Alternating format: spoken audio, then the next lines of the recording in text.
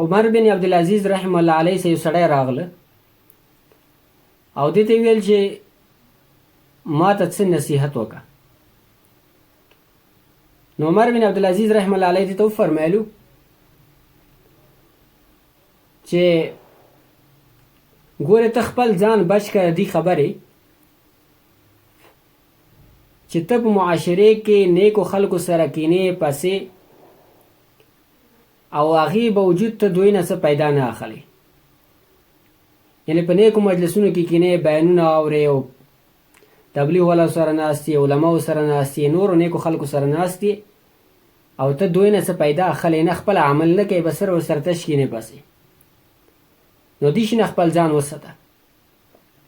او دویم یې ورته وویلو چې ګورې دا هم ونه کې چې ته ګناهګارو خلکو باندې ملامتیا کوي، هغو باندې تنقید کوي، هغو ته سپکې سپورې یې او خپله چیرې ګناهونه بیا کوي. لکه معاشرې کې ډېر خلک داسې وي چې خپله قسمه قسمه ګناهونو کې مبتلا وي او بل غریب کې یوه ګناه هغه ته وي چې دا خو ګناه کوي، دې کې خو دا ګناه دی، دې کې هغه ګناه دی، او خپل ګریبان ته نه ګوري چې ما کې څومره ګناهونه دي. او دریم نصیحت یو ته دا ورکړه چې ګورې ته داسې هم ونه کې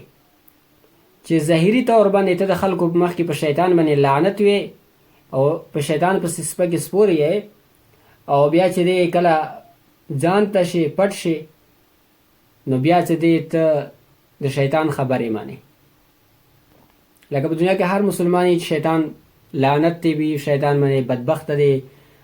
اعوذ بالله من الشیطان الرجیم ورزنی او په شیطان باندې لعنت دی، د هغې باوجوده بیا هر سړی د شیطان خبره مانی، ګناهونه کوي. نو عمر بن عبدالعزیز رحمه الله علیه ته وفرمایلو چې ګوره داسې ونه کوي چې ته په ظاهر د خلکو په مخ کې په شیطان پسې بدې ردې او په هغې باندې لعنت یې او چې کله بیا ځان ته شي او جدا شي یوازې وي بیا هلته د شیطان خبره مانې.